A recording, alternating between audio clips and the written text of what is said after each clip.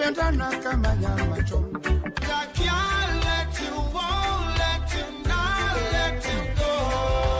Patty LaBelle used to make me drift away. Play Stevie Play, sample any day. We're living it up, we're having a good time, baby. Remember good times, living in the east side. While life used to be so nice.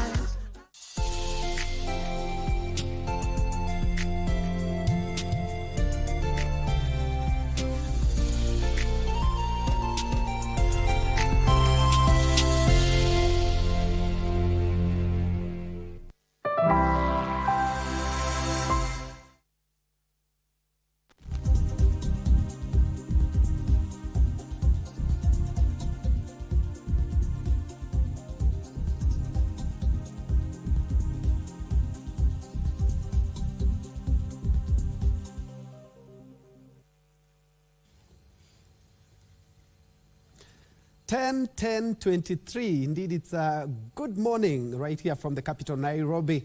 This is the great KBC, just in time for a very special day and a very special show on Utamaduni Day. My name is Bentro Njue. I will be joined by Anne Wangeshi in the sign language interpretation. Welcome. Indeed, it's another day to celebrate our rich culture and heritage. You do remember this day was initially known as Moi Day, mutated to Huduma Day, but in regards to the Statute Miscellaneous Amendment Act number 29 of 2020 gave rise to Utamaduni Day. The reason I have clarified that is that some people are still confused whether is it Huduma Day or Utamaduni Day, but it is Utamaduni Day. We do expect that the head of state, President William Ruto, will lead the celebration live from the Bomas of Kenya, and we have our crew there to ensure that we do not miss the sight, the sounds, and what will transpire there.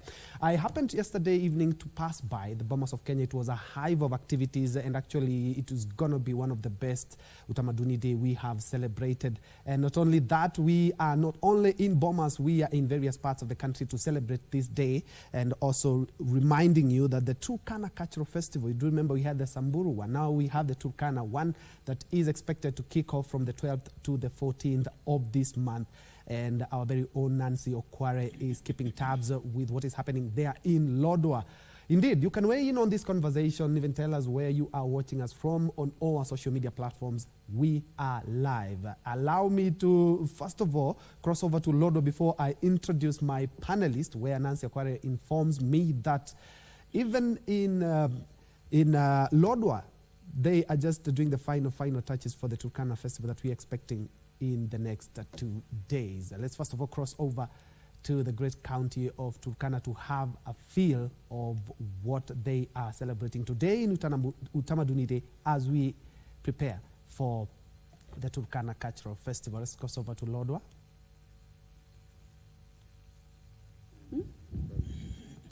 Well, thank you so much. We are coming to you live from Ekale Center right here in Lodwar, Turkana County. We're just counting hours to the kick-off of the Turkana Cultural and Tourism Festival that will be held at this particular center. And of course, preparations are in top gear.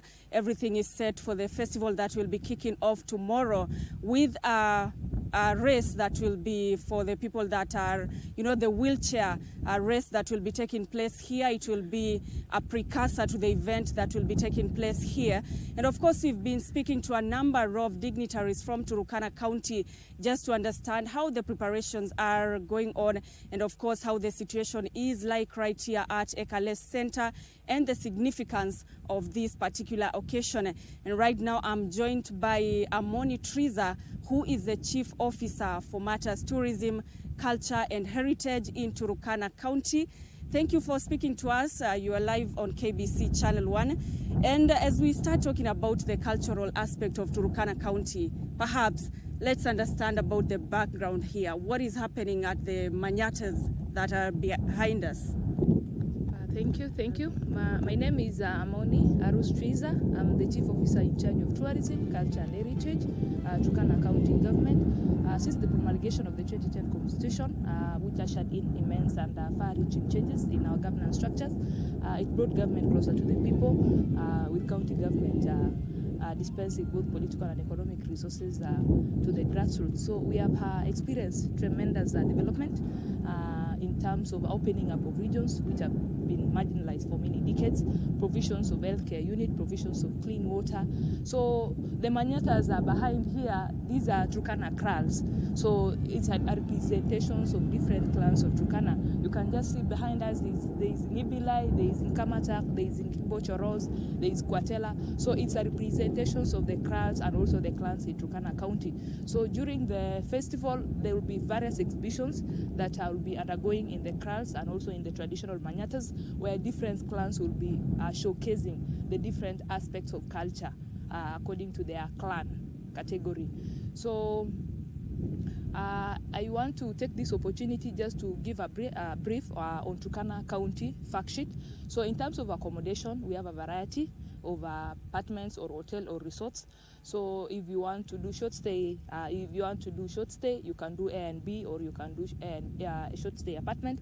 There are also hotels, a few I can mention. We have the Takrift Hotel, we have the Ateker Hotel, we have Stegra Hotel, we have the Cradle Hotel, we have Acacia Residence, we have Chirina's Homes, Double L, Rudolph, and others. So in terms of accommodation, I want to assure our visitors, you don't have to be worried that we have a high percentage of bed capacity. Na pia, this is home. So when you come home, you don't have to worry. So, and then in terms of transport, we also have different categories. You can do VIP if you want to do, maybe you want to go around and also experience the desert view in the nature. So you can hire the VIP V8 vehicles. We have also Nawi rides, those are taxis. Of course, the cheapest means of transport is border going at around 100 or 200. So that is the cheapest means, and also other tour companies that like the Joloya. Maybe you want to have experience in the beaches, you can also have those ones. In terms of security, Turkana is very safe. This is home. Home is safe. So we don't have any insecurity issues. So I want to take this opportunity to invite all the visitors to Turkana Tourism and Cultural Festival, scheduled to take place from 12th to 14th October. So karibu nyumbani. Let's talk about what will be happening at this particular center starting from tomorrow. What activities should we be seeing here in a bid to market this county to the world? Thank you. The festival plays a critical role in Turkana.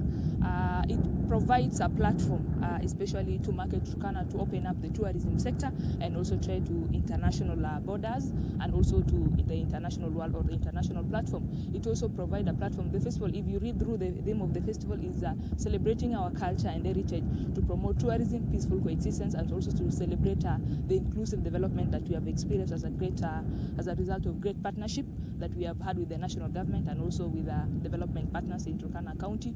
So the festival will provide a platform where leaders, elders, and the elders of Ateker cluster communities and also our leaders, together with our partners, will discuss, or they will educate the crowds that will be pulling in the festival on what initiative or what efforts need to be undertaken to promote peaceful coexistence in Turkana, together with our borders, Ethiopia, Uganda, South Sudan, and also what initiatives need to be undertaken to mitigate the effects of climate change, which have become a conflict driver among the pastoralist community. And of course, there are many activities, mainstreaming of culture, of course, that is the main key. And also there are many side sessions that we'll be having with our partners and also with peace communities. There are peace communities coming from Uganda, coming from Ethiopia, and also coming from South Sudan, where now we'll discuss, we'll have peace sessions beside now the festival, on where we'll discuss what initiatives or what are we going to do, even with the border counties, Pokot, West Pokot, and also Baringo.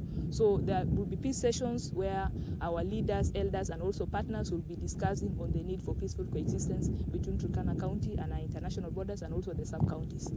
Yes. Thank you so much for speaking to us. And of course, we expect a number of activities right here at the Ekale Center, and not just here, but in Turkana County in general, as the Turkana Cultural and Tourism Festival kicks off starting from tomorrow, through the entire week. We'll be seeing a number of activities on matters to Turkana County, selling the county to the world, and of course at the same time encouraging peaceful coexistence. Back to you in studio. Thank you so much. My name is Nancy Okware, reporting live from Ekale Center in Lodwar, Turkana County. Thank you very much, Nancy Okware, live from Turkana, where there's just the final touches for the Turkana Cultural Festival that we expect to be from the 12th to the 14th of this month. And there's something that I've noted about what she's talked about, the peace initiatives there. And just to remind you that the theme for this Utamaduni Day is celebrating our unity through diversity. And for more, let's cross over to the Bomas of Kenya. Again, the head of state is expected there any moment, and he will lead the Utamaduni Day celebrations from the Bomas of Kenya. Frederick Parsayo is currently on standby to give us a feel, some sights and sounds of what is happening at the Bomas of Kenya.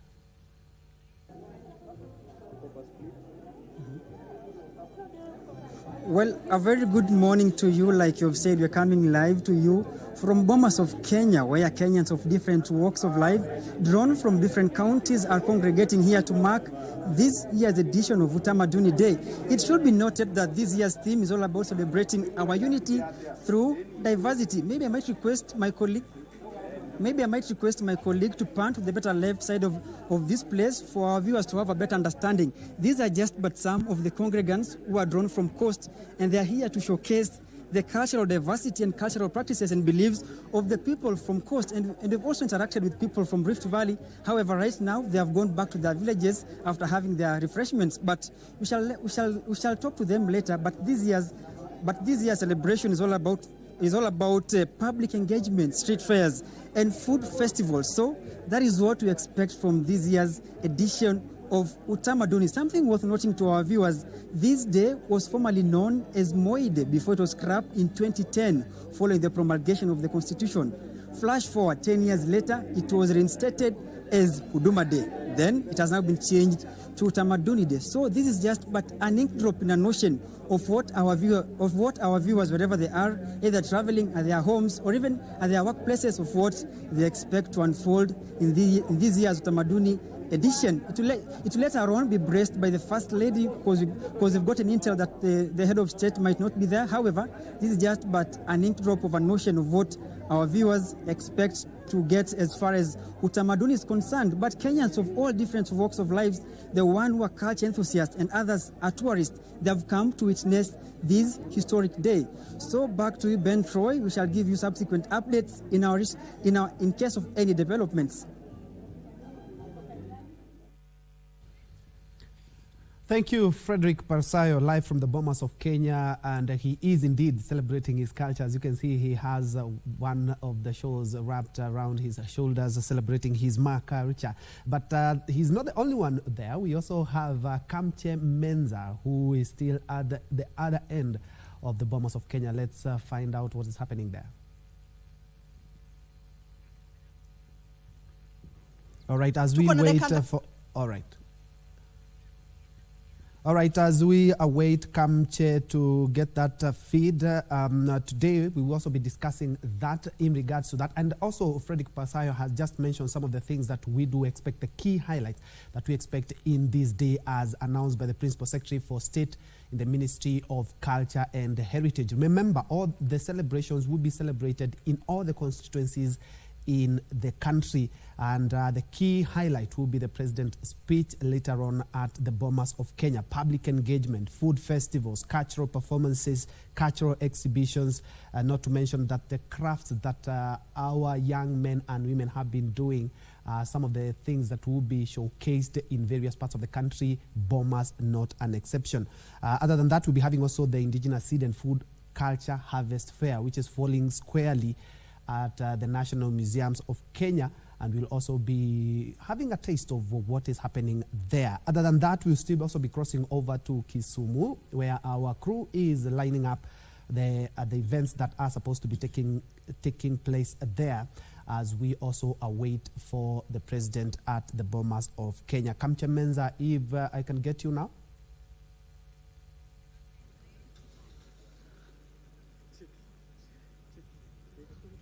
tutaongea.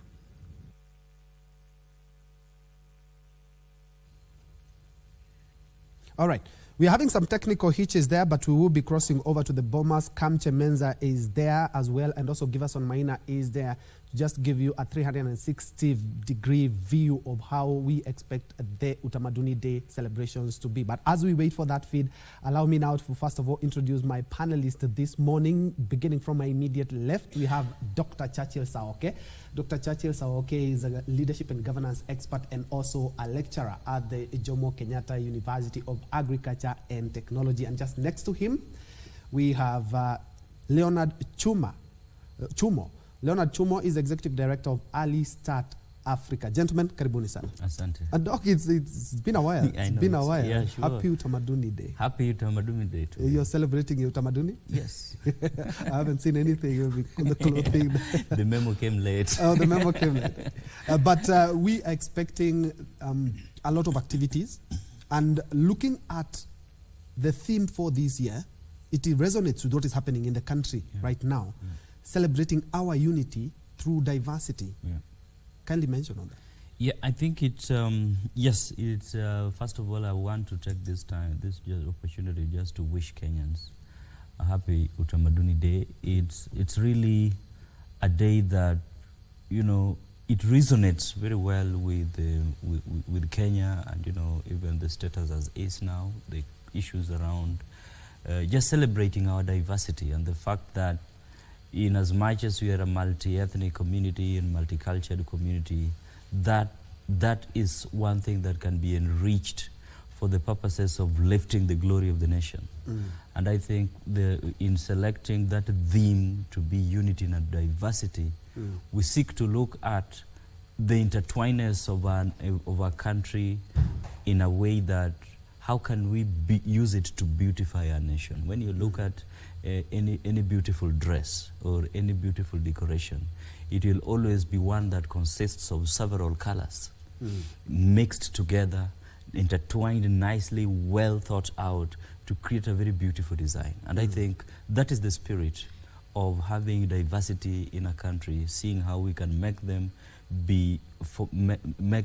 form the country beautiful, one that can be emulated and seen by the community of nations as a place worth visiting. Yeah. Chumo, just to pick from where Doc has talked about in celebrating our unity, we have had Nancy Okware there talking about the Turkana Festival that we are looking forward to.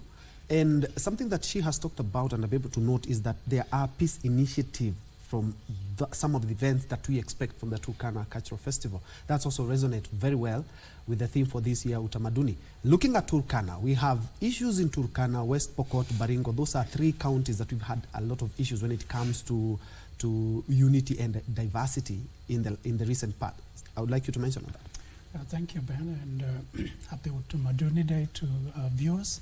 I would like first to say that as a nation, I think stopping and reflecting on where we come from or who we are as a people is very important. And unity in diversity is a moment for us to reflect, identify opportunities that exist within our differences and diversities and celebrate that.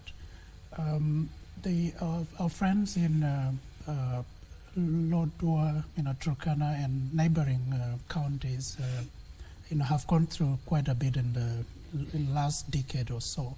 But I was there about 2 months ago. We also need to know that Turkana is one of the fastest growing counties in this country. And if you listen to the leaders there, and what we're likely to see is, are people who have come to the place and said, actually, what we're fighting for is actually what makes us unique and beautiful.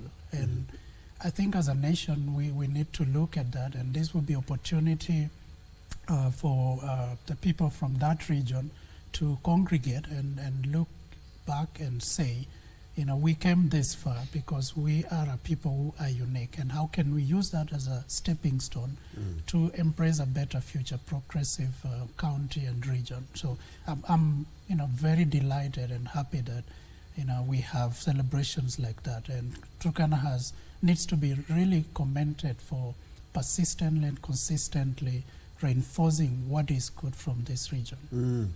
And Doc, even if we look at the pictures that are on the screen as we speak, they're borrowed from some of the cultural festivals that we've had initially. And one thing that strikes out is that there are a lot of tourists. And even as we speak, yesterday when I passed by Bomas, there were some tourists who were just there taking some photos of what was happening there.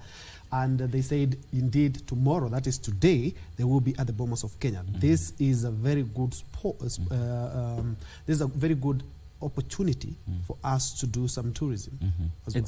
Exactly. That's the case, because you see, our culture is one, the various cultures in the country has been one of the key driving forces of tourism in this country.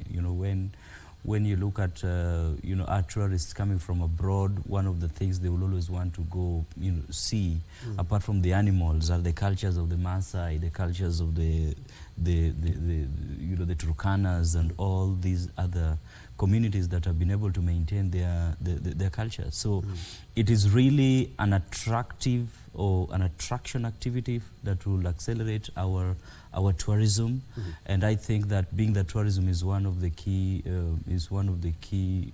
backbones of our economy, it's actually an opportunity for us, and even a reflection that for other communities as well, to see the sense of using this opportunity to make both local and international tourists to see that every country or every county or every community has got something that they can showcase. Because you see, right now when you project Kenya, there are specific, just a few sport communities that have been able to lift up their, put up their cultures to an extent that tourists will be attracted. But there are very many other communities that can be able to lift it up so that each county at least be able to be seen as having something that tourists, both local and international, can go and view.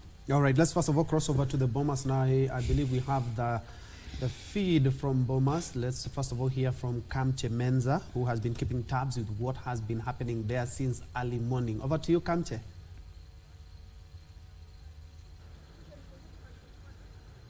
Naam, shukran sana mwenzangu Ben Troy Njuo ukiwa hapo studioni. Na kama ulivyosema, tupo hapa Bomas ambapo tunafahamu kwamba sherehe za utamaduni rasmi zitakuwa zinafanyika hapa Bomas. Kumbuka, tunaweza sema hizi ndizo sherehe za kwanza za kitaifa chini ya uongozi wa rais za kufanyika za Utamaduni Day kama inavyofahamika. Troy ama mtazamaji, utakumbuka kwamba tarehe 10 mwezi Oktoba kwa muda mrefu sana imekuwa ikisherehekewa kama Moi Day, na yapo mengi ambayo yalifanyika kutoka mwaka wa 2002 wakati marehemu rais wa pili wa Kenya Daniel Arap Moi alipotoka uongozini. Tuliweza kuona kwamba sherehe hizi hazikuwa zinafanyika hivyo sana, lakini mambo yaliendelea kubadilika hadi ilipofika mwaka wa 2017. Nataka ni mlete mwenzangu Giverson Maina ambaye tunaye hapa Bomas na ana uelevu zaidi kuhusu jinsi mambo yalivyofanyika. Kama unavyoniona Troy, mimi mwenyewe nimejivalia kitamaduni. Hili ni leso la kipwani, lakini namuona mwenzangu Giverson Maina hapa hajavaa kitamaduni. Kwa nini Giverson hujavaa kitamaduni? Na wajua kwamba unafahamu fika kwamba leo ni siku ya kitamaduni. Nairobi mambo ni tofauti kidogo. Nairobi mambo ni tofauti vipi? Mimi natoka Nairobi hapa. Sisi watu wa Nairobi mambo tofauti kidogo. Unajua masaa wakati unabadilika, mambo yanabadilika. Kwa hivyo saizi asubuhi utamaduni kidogo baada ya lisali moja mambo tena yanabadilika. Unapata tunafanya shughuli tofauti.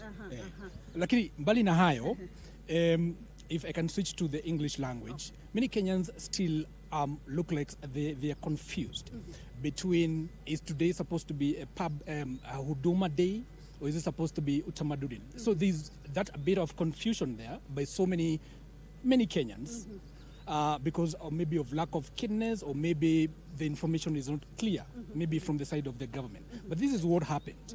This was initially called Moi Day. We remember, especially we the millennials, we used to celebrate this day as as a Moi Day. And this day was actually, created in the 1980s. And this is on 10th of October is the day that President Moi, Daniel Arap Moi, came into power, the late. And so this day was used to celebrate his achievements and, of course, to celebrate his successes and the service delivery by the government. But after the promulgation of the new constitution in 2010, this day was delisted from the days that are supposed to be national holidays. And so up from the year 2010, when he had a new dispensation, this day was silent up to the year 2017, when because this day was quite silent, was not celebrated, was not observed by Kenyans, or rather by the public. A petitioner went to court, in the High Court, and challenged, that the delisting of this day from the days of national holidays. And so, in his ruling, Justice George Odunga, and his ruling, he said that the Parliament, made an error in delisting this particular day from the national holidays, or rather a public holiday. And so this day was reinstated. But up to the year 2019, it was just Moi Day, but not observed, not celebrated, and not marked. But Kenyans used to stay at home because it was a holiday anyway. And so in the year 2019, the then CS Interior, Dr. Fred Matiang'i, gazetted this day, as Huduma Day. And so Kenyans remember Huduma Day, but the mere fact it was a Huduma Day, it was actually renamed Huduma Day. That was the first time in 2019. And so by that rearrangement of national holiday, or rather public holidays, of course, the then Jubilee government wanted to rename the Boxing Day of 26th December into Utamaduni Day.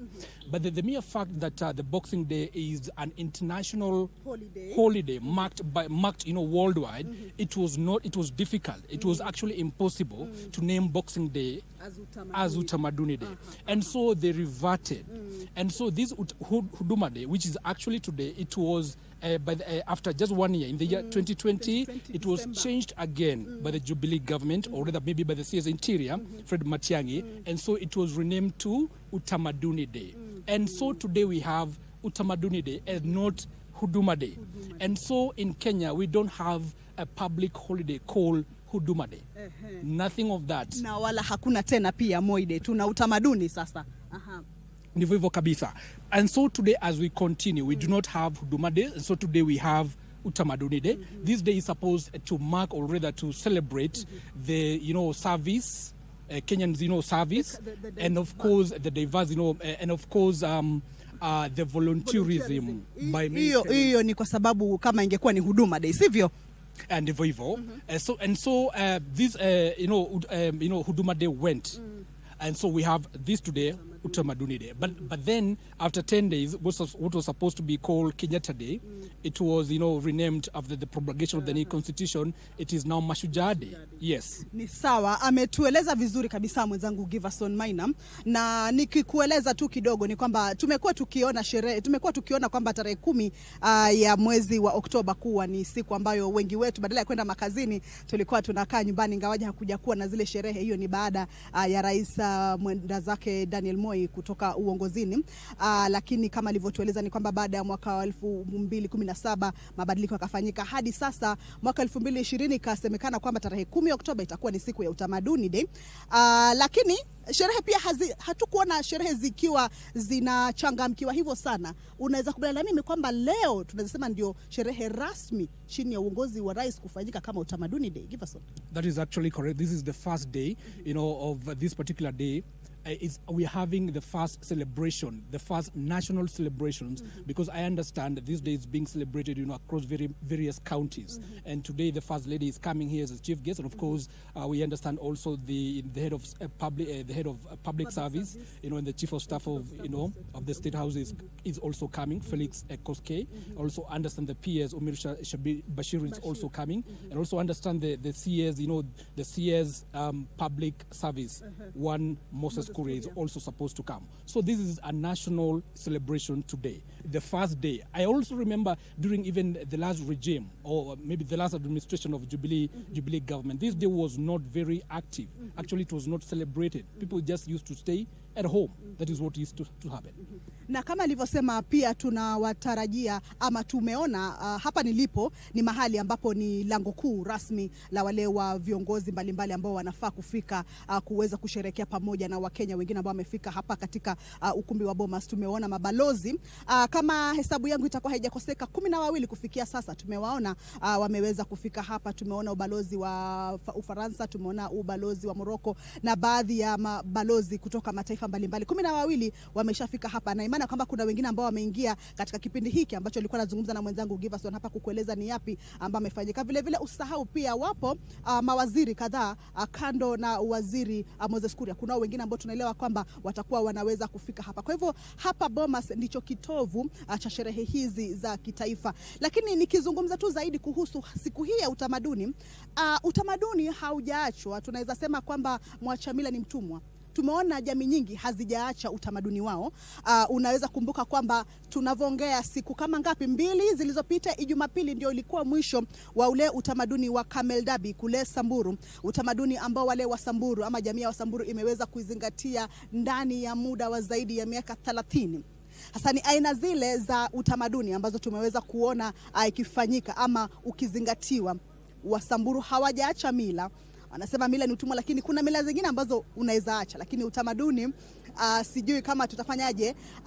Manake kuna utamaduni mwingine hauwezi achika. Utamaduni kama wa mavazi, utamaduni kama wa ule tulioona katika kaunti ya Samburu. Kuna utamaduni ambao leo ni tarehe 10, tarehe 11 ni kesho. Utamaduni, unajua kwamba kuna sherehe za utamaduni na kitalii ambazo zitakuwa zinafanyika katika kaunti ya Turkana kuanzia tarehe 12 hadi tarehe 14, ambapo watakuwa wanaonyesha masuala mbalimbali ikiwemo chakula, ikiwemo mavazi, ikiwemo pia jinsi utamaduni wao unavyoendelea katika masuala mbalimbali, na itakuwa inaongoza pia katika hali ya kuonyesha maeneo mbalimbali ambayo yanaweza kutumika kama utalii katika eneo lile.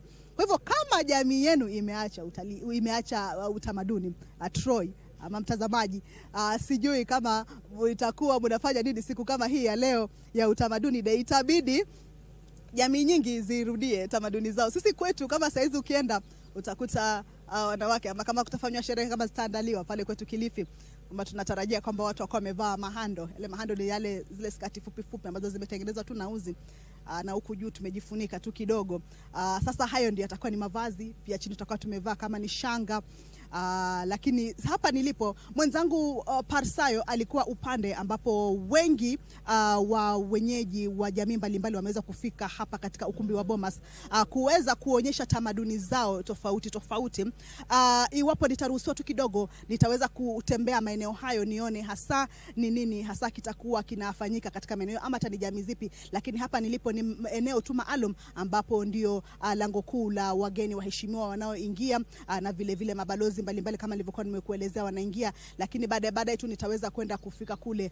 Kumbuka utamaduni nchini Kenya umeonekana kuwa mojawapo ya nguzo ambazo iwapo utazingatiwa na kuhifadhiwa vizuri, basi unaweza kuleta watalii wengi kutoka maeneo ya nje. Kunazo shuka ambazo zimependwa na wengi na zimeenziwa na wengi kutoka jamii ya Maasai. Kunayo mavazi kama shanga ambazo zimeweza kuenziwa na wengi, sio wa Kenya tu bali pia wageni kutoka mataifa ya nje. Sasa iwapo siku hii ya utamaduni itaweza kuamsha tena zile tamaduni za jamii nyingi zilizoko humu nchini, basi itaweza kuonekana kwamba siku hii itaweza kufana zaidi, na pengine zile tamaduni ambazo tulikuwa tumezisahau zitaweza kufufuka tena na pengine kutupatia muongozo wa kuelekea kwenda mbele. Lakini kwa sasa tulikuwa tumearifiwa kwamba ratiba ilikuwa inaelezea kwamba sherehe zenyewe zinaweza kuanza kuanzia mwendo wa kama ni saa 5 hivi. Kwa hivyo tupo hapa kuona wakati mama wa taifa Rachel Ruto ataweza kufika hapa, manake ndiye mgeni mheshimiwa, na vile vile viongozi wengine watakapofika hapa, basi tutakuwa waelezea ni yapi ambayo yanafanyika, na vile vile kuweza kukupeperushia matokeo hayo kutoka hapa katika ukumbi wa Bomas kwa njia ya moja kwa moja. Niruhusu tu sasa nirudishe usukani huu kwako Troy, ingawaje tutakuwa tunaweza kuungana baadaye kueleza ni yapi ambayo yanafanyika. Troy. Sana Kamche Menza live from the Bomas of Kenya, and just to quote some of the things that she has talked about, indeed, are we sometimes more or less forgetting our cultures? We've seen some of the cultural festivals attracting hundreds, if not thousands, of visitors right here in the country. I'm talking about the Turkana, the Ma community. They have more or less, the Samburus have more or less have kept their culture intact. And let me pose this question to my panelist, Chumo. Looking at what Kamche has pointed out, asking whether are we sometimes losing our culture and heritage, because some of the communities have more or less kept them at heart. We're talking about the Ma, the Pokot, the Samburus. Yeah. That's a tough question, and of course, your colleague was indicting us for putting on suits on a day like this. But I think I agree with Mengsa that we have a conversation that we must have. And what is unfortunate, for many nations that are aspiring to be developed, is that we think that in order to be economically stable and progressive, civilized, that we must begin to say no to our traditions, our cultures, and begin to embrace a totally new type of people. Yet what I think this day and what Mensa is bringing to our consciousness is that we are a unique people. We are who we are, and progress will begin when we embrace who we are. And by the way, diversity, which is the theme of this celebration, is where we recognize what makes us different, but then what values, does that promote? And when we recognize that consciously, we begin then to recognize the assets that lie within that diversity. And so I think it's a call for all of us to look back, and those of us who have advanced in age, the younger generation that is growing, we remember days, that people fought for independence of our country, people fought to preserve our languages, our clothing, some of the practices at the family, community, society level, and we can to sell that as something that we value as a country. But it is a very competitive thinking, because when we're struggling with issues of politics and economics, it's very unlikely that people will pay attention to the soft issues that make us who we are. And no wonder, a day like this will not be very popular, and we need to really fight for it so that celebrating our differences, our diversity becomes very central to our country. It's unfortunate that other people have to come from different parts of the world to remind us what is good in our own communities. We need to see that. We need to market, to promote tourism, local tourism, promote our own foods, which is getting lost. What we used to eat, they're not in the farms anymore. They're not in the schools. Children don't like it. I have 2 children. I ask them, which is your favorite food? They say, chips. And you say, okay, where did we lose it? Yeah. And it's a good thing that you also pointed out some of the things that are actually impeding. And looking at the live pictures on that's the Kamba village. Let's first of all hear something from those drums.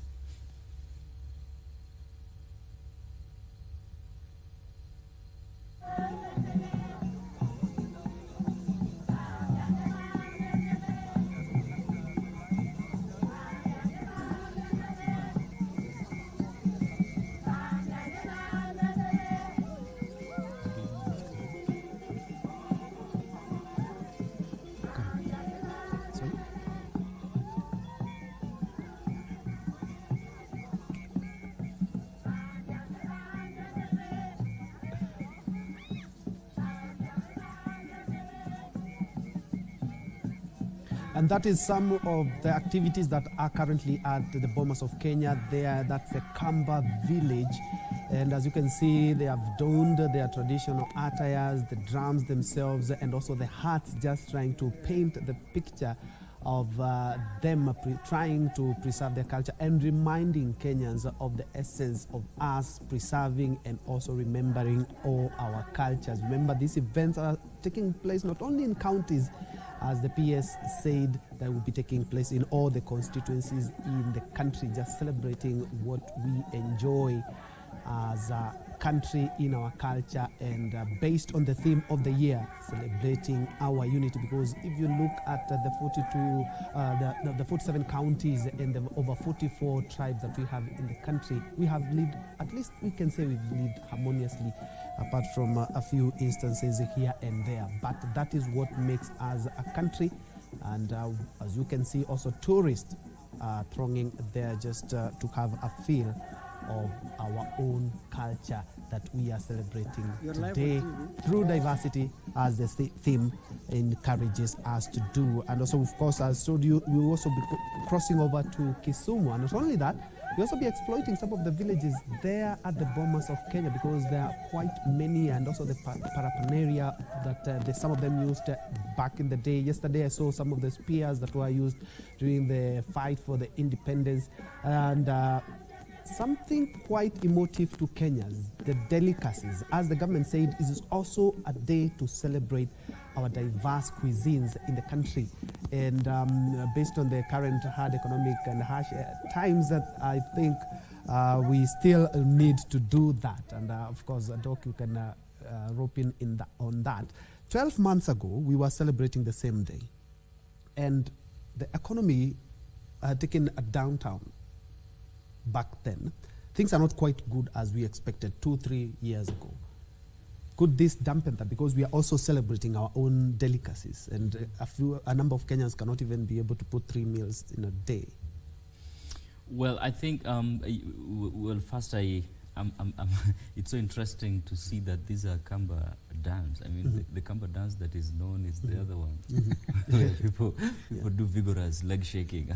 I'm surprised these are Kamba dance. But just to come to what you're talking about is that, well, it's also conversation that, you know, in as much as we are celebrating all these, you know, the Utamaduni and the delicacies of the African, we cannot underscore, of course, the fact that, you know, many people still cannot be able to afford, you know, because of the status of the economy. And I think these are now conversations that, when we look at them at the political level, we cannot overlook at them. Well, for today, momentarily, we will just need to focus, you know, the whole thing about us celebrating our diversity. But, you know, when you look at these, and I want to look at it more in a sustainably beyond the optics, because today will be the glamour of bringing out bringing out our diversity and things. But you see, the sustenance of this will be dependent on how much our people are able to afford all these things. You know, if we want to sustain our attires, are they affordable enough for our people to afford?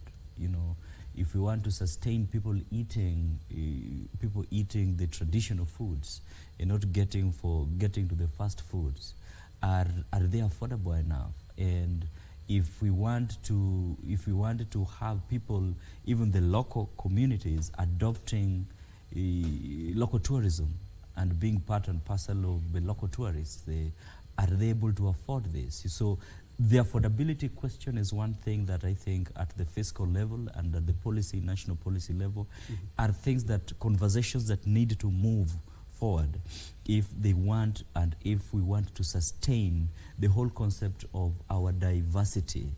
And that is now looking beyond the optics of just one day, cascading it to people and understanding, making people adopt their cultures in a manner that they feel proud of it and they can afford it.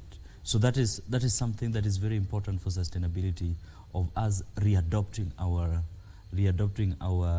culture. Because one of the things that you will realize is that you will find that a number of the artifacts and attires and everything that is associated with our traditional, the traditional us, is very expensive. Some of the attires you'll see there, they're very expensive. In as much as they look so traditional. Exactly. Yeah. They're very expensive. So you know, a conversation around that is something that is very important. You'll tell somebody, you know, we want all Maasais to put on the attires that they are putting on there. The question is, are they able to afford, even if the economy was okay, are they able to afford it? And do they see the need to do that? So I think the conversation around making it something that somebody feels is worth is something that is very important. And you see, the Maasais and the Samburus and the Turkanas have seen value in it. Yeah. And the value that they have seen in it is something that is emanating from their culture and has been sort of spread into economics. Because they have seen that, you know, when I put on my attire, the tourists want to see me. So there is already an economic value that they have that accrues to it. Now that, for us to sustain this culture to other communities, that value also needed to be inscripted into other communities. Yeah, and as you can see, that's if I'm not wrong, that's a Kikuyu village, as you can see. But it's the Kalenjin. Thank Yes, you, my that's director, Kalenjin, yeah. Jackie Wasolo informs me that those are the Kalenjin village, you know, doing even the gruel that we used to make the same way. Now we have posho mills and everything has gone. Everything is gone. But as you can see, the attires, as you have said, indeed, they may look so traditional, but the sustenance itself and even acquiring them and even the interest itself. I've seen people who don't even like talking their own mother tongue, and especially we're here in Nairobi, or when speaking to their parents. When you go up country, Kiswahili, Made, Fade, you know. But the parents, our parents, more or less have decided to more or less keep the culture. And some parents are not encouraging their kids to speak their own language. And I think just to get into that, because this one thing that has been very key to my heart is the fact that one of the things that make us to erode our culture is how we have ethnicized our politics to an extent that, you know, people, their communities begin to see that their ethnic backgrounds is less of an asset. And so you want to withdraw from it and not to associate with it. So those are the kind of political conversations that will actually end up negating some of these efforts.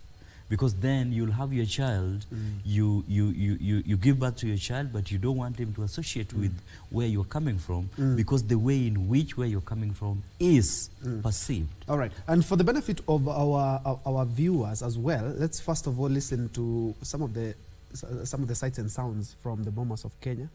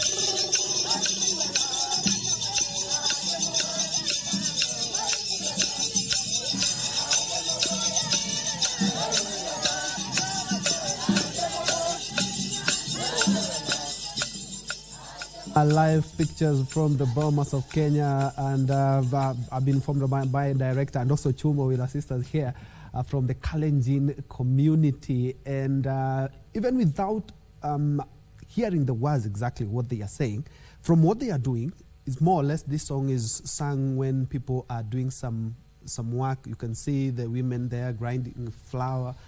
We have seen the men there more or less like someone is digging, you know. These are some of the things that are so unique to Kenyans that even if you cannot understand the words of the song, you can see exactly how they are trying to bring them out and donning the attire, just like Doc is talking about. Look at the attire. Chumo, it's from your community, right? Yes, and sometimes you wonder whether civilization means really civilization. Where we've come from appears to be More civilized. more civilized. People knew how to multitask, to communicate values while working, and some of these songs are articulating who we are, why we must love one another, exist as one community, why working hard is important. How do you choose friends? How do you get married? And those are things we are grappling as a society now, and we are saying we are getting civilized. So, I look at this and I'm really reminded of some of the valuable assets that we're leaving behind very fast in the name of modernization and civilization. And researchers will, ask you, what is the place of culture in civilization? And one of the things here that is emerging and not many people are seeing is the competence-based curriculum, CBC. And the engineers behind this curriculum have actually put at the center the importance of nurturing children to be patriotic, to be good citizens of their country, but also to remember their heritages. And Churchill talked about language, vernacular. I think you did. What's the place of vernacular or mother tongue in learning? And science actually tells us that the best language of instruction for a young child is a language of their vicinity or their family, which is their mother tongue. And we seem to be running away from that because we think English or foreign languages are the best for our children to learn. And so what we're looking at today really is a reminder of, can we fight for our culture? Can we fight for who we are?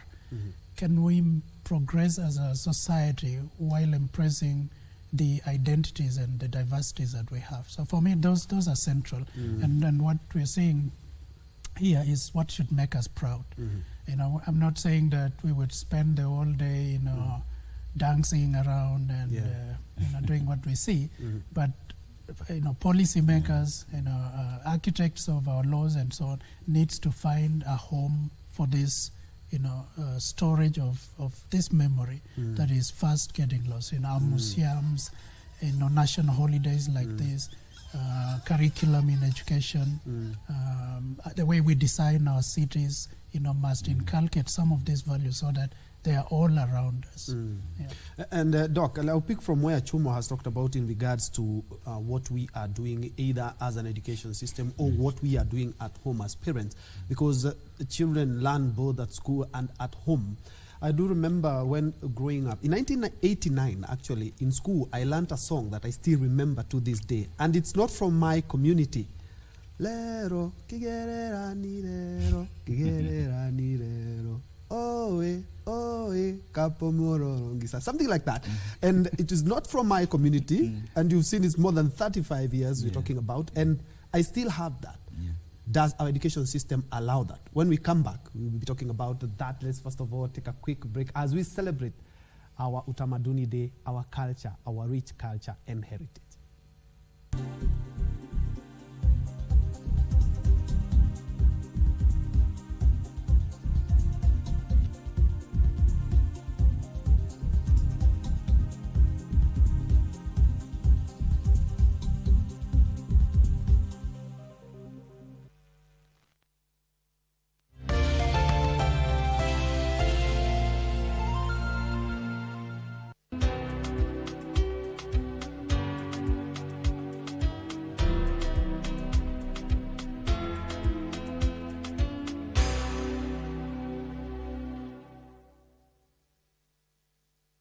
One year in office, 23 ministries. Time to review the journey in implementing the bottom-up economic transformation agenda. What is your assessment of the government's performance? Will they ace the performance test? Tune in to KBC News at 9 p.m. for the government scorecard.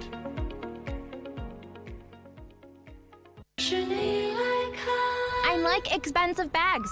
However, I like you more. Hey! What is this? Why are you sleeping out here on the street? We don't think that blind dates are a bad idea. We think it's just not for you. I don't understand why you're forcing yourself to do something you're not comfortable with in the first place.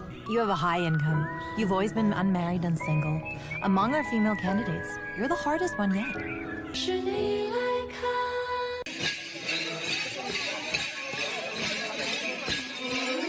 County Government of Turkana welcomes you to the Ehale Center in Lodwar Town for the 7th edition of the Turkana Cultural and Tourism Festival.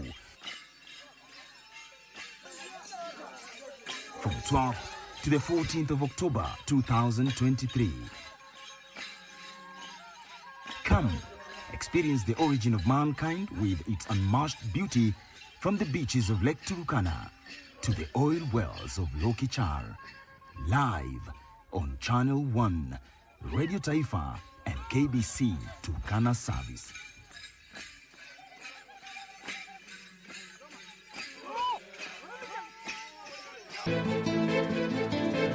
Msichana anajisikia mtafu sana, sio? Mume wangu alikuja kukutembelea tu, akaja nyumbani na ideas tofauti sana. Unajaribu kufanya nini leo? Do you think you can control me? Yes. Mwambie mamako waachane na mume wangu. La usivyo hapa hata patoka. Mtoto wangu alikosa baba kwa ajili yako wewe. Hautakuwa na amani maishani mwako. Umepata nini hapa? Wewe funga mdomo wako hivyo hivyo na uniache nyingine moyoni wangu.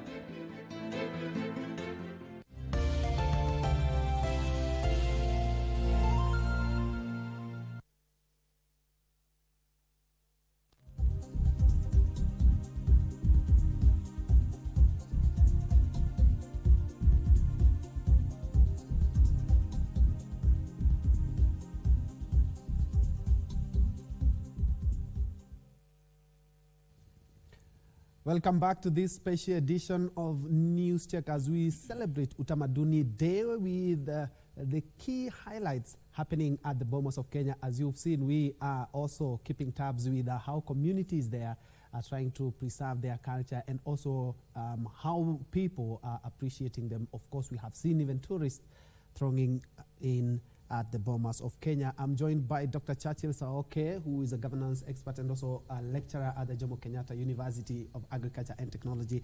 And also we have Leonard Chumo, who is the executive director, Early Start Africa. We are trying just to see where exactly and how exactly can we preserve our cultures. And before the break, we were talking about matters education. And even we look at how we, back in the 80s and the 90s, I remember when going to school, if you had some domas and guaches, you know, the sweet potatoes, the arrowroots, you know, you kind of felt like you're out of place. But those with the toasts, you know, and that have some jam, and you see those kids more or less kind of feel that they're out of place.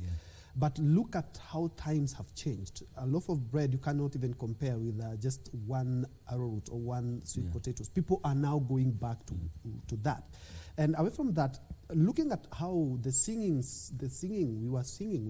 songs from all the tribes, from the coast region, from the northeastern. I can still remember a number more than 30 years ago. And this is something that is, as we look at it now, is more or less being suppressed by technology and how we are living life now, modernization. Doc. Yes, I want to talk about this in three ways. First is that, you see, we are coming from a point where we have been in a position where we are being pushed.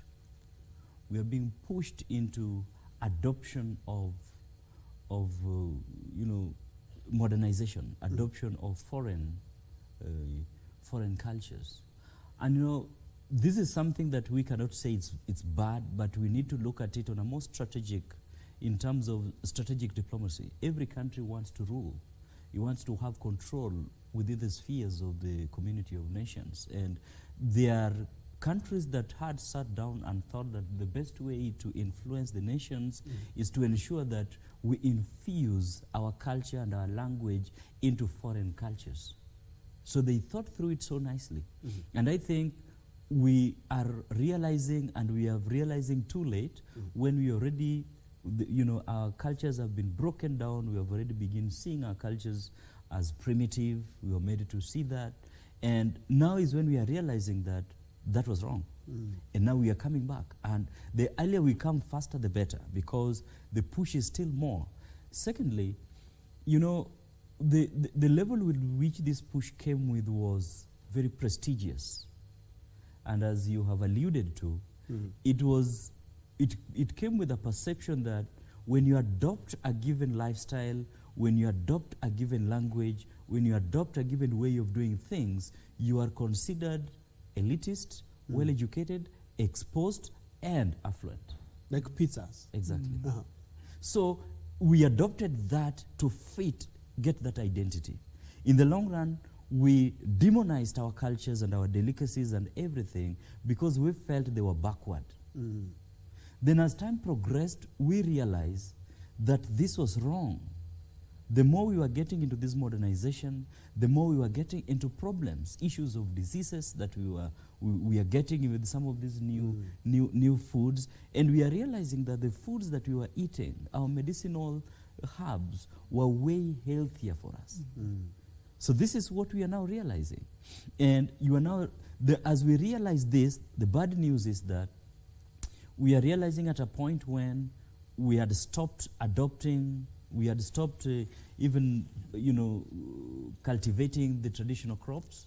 They have now become fewer, and the few ones that exist are now very expensive. Buying managu, it's now more expensive to buy managu, not because it's prestigious, but because getting it is not easy. It's much easier to get fries and to get all these other things because it's easier and it's now cheaper. So a conversation that then needs to be done at a national level and at a policy level in terms of cascading these things is, how do we sustain all this? How do we create a policy framework and a policy environment that sustains our culture, right from the way we do things, what we speak, and even the foods we eat? We need to create a good policy framework that will then make people to begin to see that, you know what, your managu is better.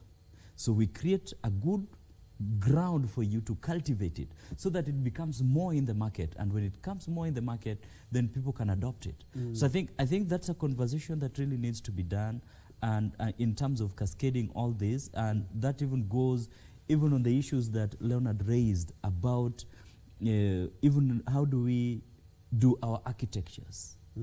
Do we think about the designs of whatever thing we do, even if it is attire? Do we think of our culture in it and infuse our culture into them so that somebody can be able to see a new attire and see that that is a Kikuyu thinking behind it? Yeah. And let me build up on that. The PS said that the key highlights: public engagement, street fairs, food festivals, cultural performances and cultural exhibitions are some of what we are highlighting today. Talking about the food, and when we went for the break, we talked about how more or less things like pizza, more or less, you can carry 8 wherever you are, but you cannot, have a dish of ndomas, ngwashes, and some managus there. You kind of feel backward, just like Doc has talked about. This is something that we really need to revisit, not only for our culture, but looking at the health situation that we are having. We are having a lot of issues with the food that has now, we can talk about the modern food now. And the foods that give us the medicine, give us nourishment, those foods are still there, but more or less they're being forgotten. Yep. And so what you're asking for me is really important for the nation and for the society at this point in time. And culture is an equalizer, and it's a moderator. What we are seeing around now is the pressure and the influence of cross cultures, and especially the Western influence on our societies, which in many ways it's a great thing. We're living in a globalized community where we can't hide from the influences of other parts of the world, which actually is also part of the diversity.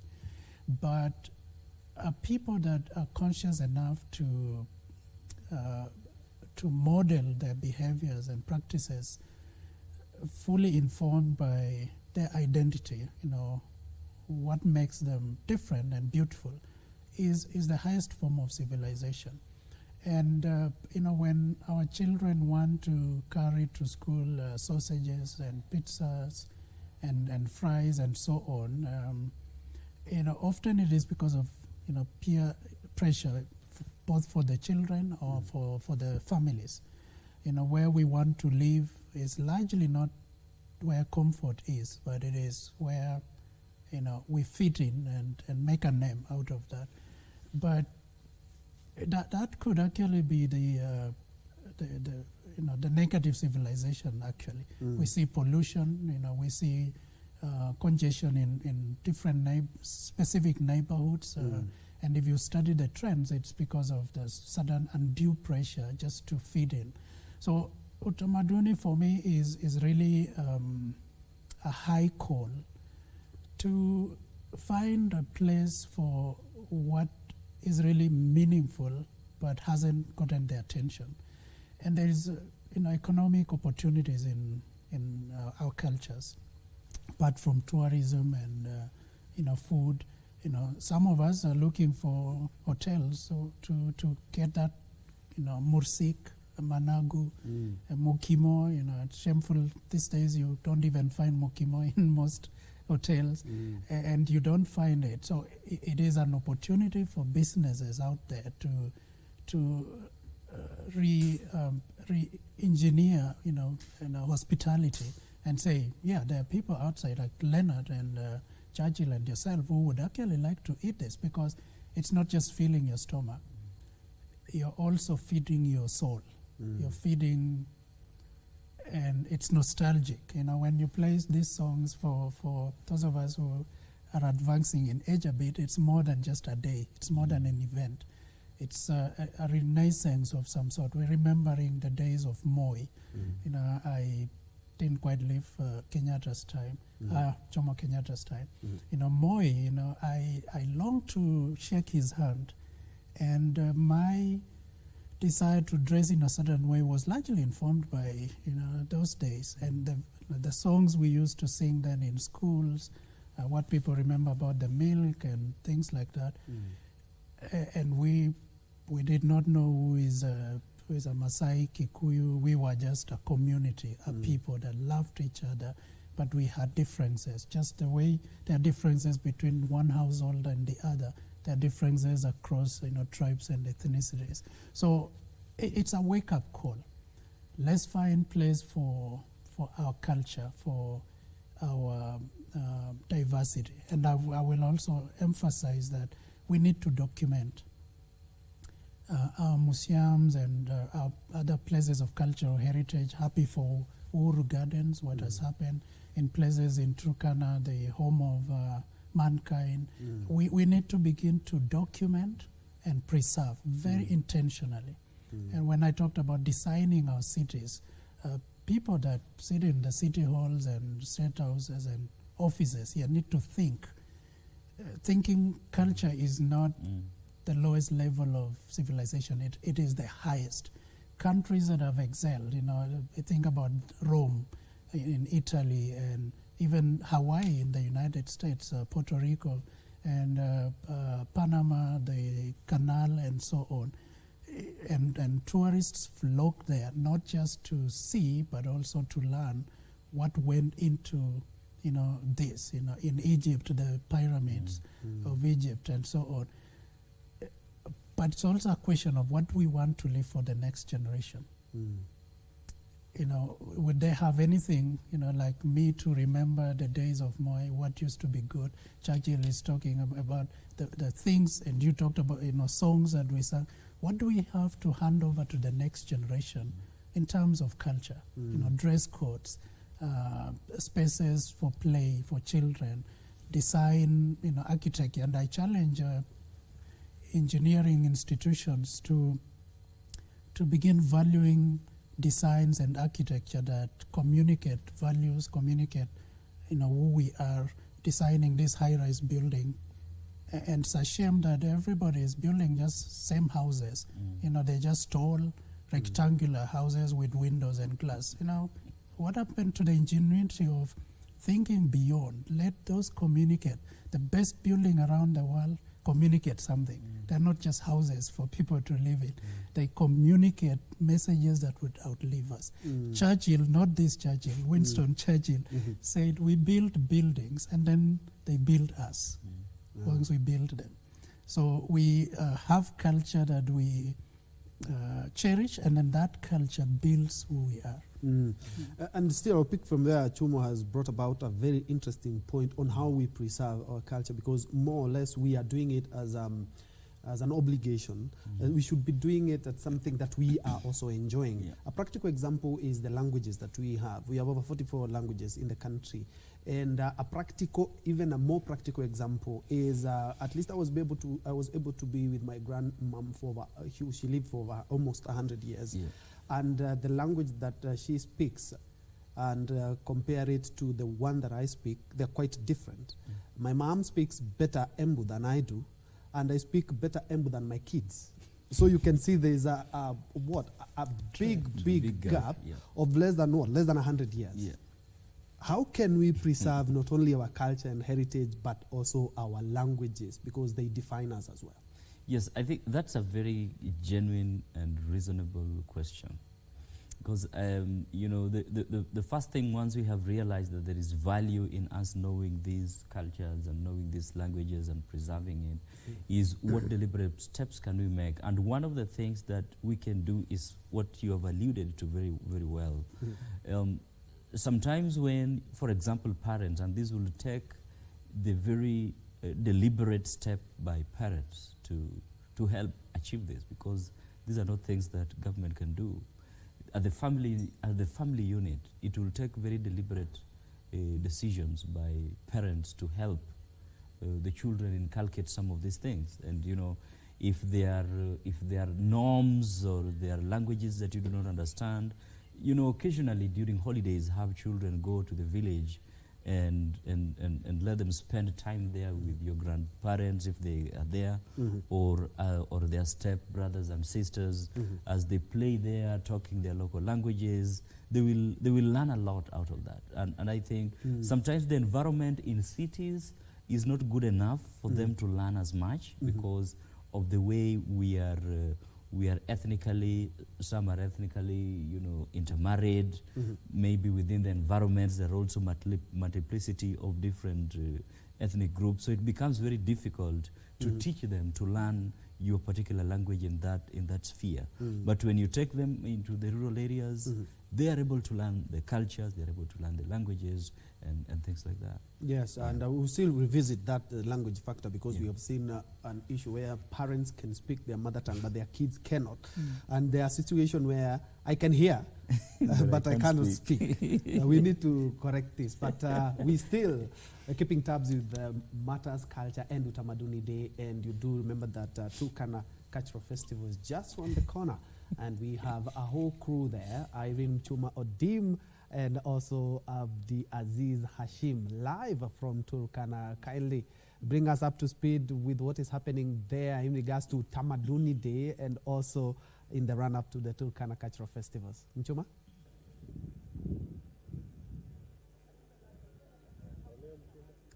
Troy, good morning and happy Huduma Day back at Broadcasting House. We're coming to you live from Ekales Center in Lodwar, the county of Turkana. We are here for the 7th edition of the Turkana Cultural and Tourism Festival. This is the origin of mankind. And Troy, there is a lot expected ahead of the 3-day event, one that is kicking off Thursday and is expected to be officiated by President William Ruto. Preparations are on top gear from this end. The tents have been decked with the national flags and also the media is setting up. Remember, Kenya Broadcasting Corporation is the official media partner to this event.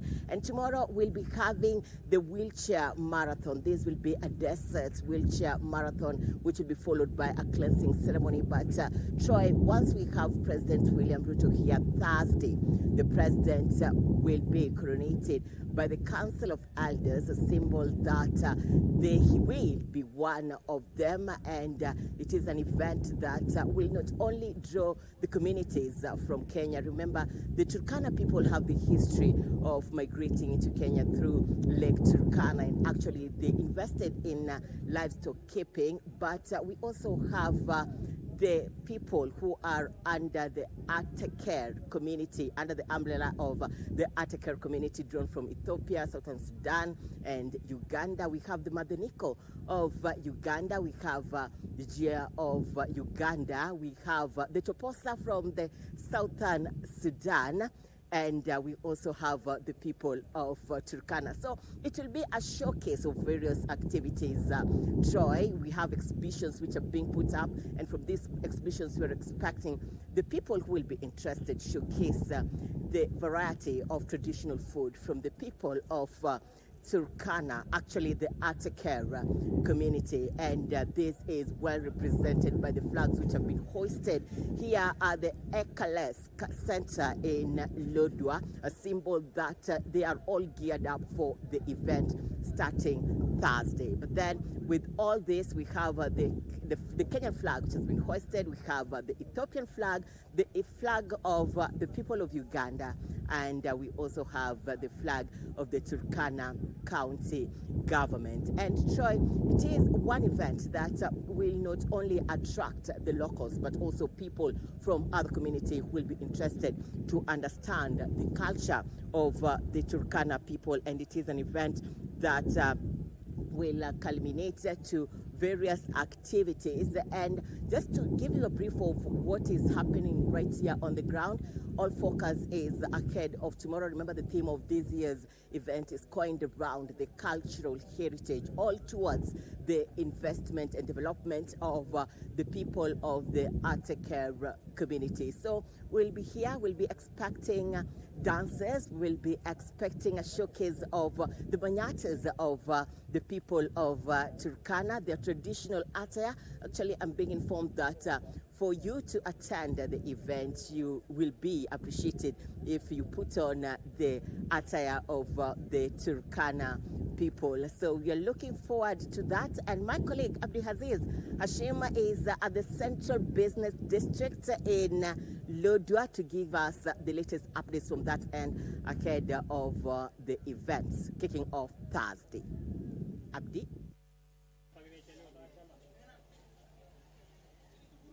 Well, good morning to you too. Indeed, we're not just celebrating the 7th edition of the Turkana Culture Festival here in Lodwar, Turkana County. We are also celebrating, given that today it is Utamaduni Day. We do have a number of hosts of people here representing the culture of Turkana County. I want to converse with one of the traders who is, of course, ushered is dripping into the cultural traits of what Turkana County is. I want to speak to the resident here. Karibia hapa kaka, tueleze kuwa majina yako kwanza na utueleze mavazi yako leo, ni kwa nini umevaa hivi ama unasherehekea utamaduni leo?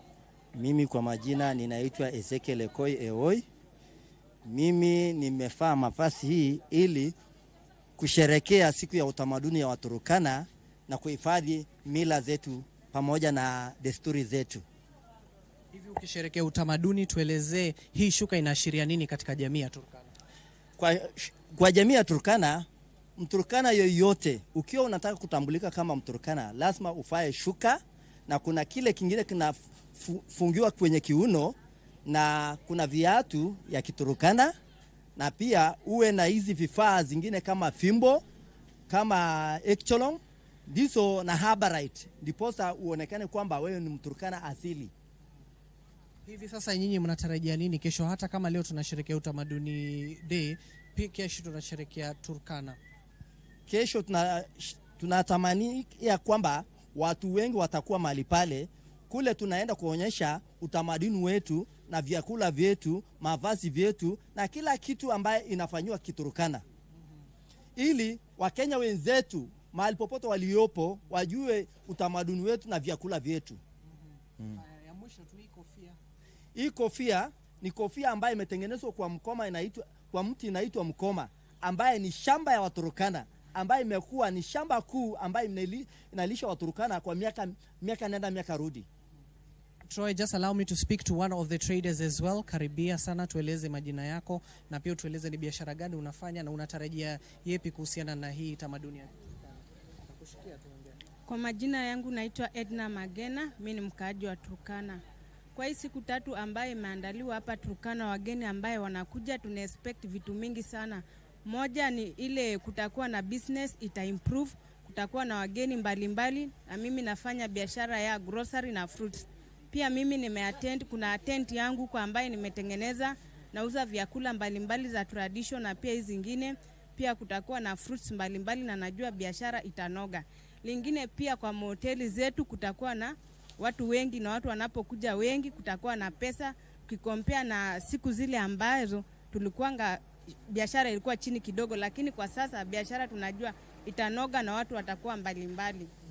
Asante sana. Those are just one of the traders, their sentiments and what we'll be celebrating in the coming days. You do understand that the celebrations will be starting from the 12th all the way to the 14th at the Ekales Cultural Center. That will be the main hub where, of course, we'll be seeing all this clothes of the Turkana people, how they dress, how they eat. All that will be exhibited at the Ekales Cultural Center. Of course, as we anticipate President William Ruto to officially launch the Cultural Festival in its 7th edition, we'll be camping here for the next few days or so, also to transverse the beauty of the northern part of the country, which is Turkana County, which is also known as the cradle of mankind. You've just seen on air the scenic views of what is installed in this particular great county, from the shores of Lake Turkana all the way to the oil fields of Lokichar, and of course here to the magical scenes in the Lodwar town in Turkana County. That is what we'll be doing in the next few days or so. That is what we'll be bringing to our viewers. For now, back to you, Troy.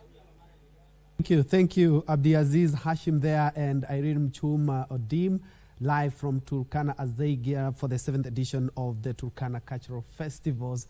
And something I can comfortably say is that they're beautiful. The county is beautiful, and especially if you look at the drone shots of how the county is and the Ekales Center, which will play host to the Turkana Festival. Beautiful. I'm quite sure, Doc, we were talking here and saying that indeed it's very beautiful. Something that people associate Turkana with quite dry and some skirmishes that we've had in the previous years. Exactly. And I think this is an opportunity actually even for the counties just to showcase the things and demystify some of the myths that people have known about communities and areas for purposes of just, promoting the economic growth of those regions. And I'm glad that, there are people who are taking advantage and just seeing the business opportunity and the entrepreneurial, that's what entrepreneurial open up spirit. places like Turkana. Yeah, exactly. Yeah. And Chumo, before the break, we were talking about the language, because the first person that Abdiaziz was actually able to interview, he talked about our culture and language as well. And he said that if you have to be recognized as a true Turkana, you have to do something like that. But unfortunately, our languages slowly by slowly are fading away. And I remember some communities have come out to say that, guys, please document this, document our language, because it's becoming extinct. There's something that we should do. And especially now that the celebrations, the Utamaduni Day celebrations are being held in all the constituencies, meaning that this is a platform to ensure that we do not kill our own languages, because our kids, looking at our kids, I'm quite sure you guys can bear me witness. You can speak better language than your kids, and your parents can speak better language than you. Yes. Yeah, it's a struggle, and I think I'm in the same boat with you. How do we transfer language to the next generation, and what are the influencing factors that either promote or impede transfer of language from one generation to another.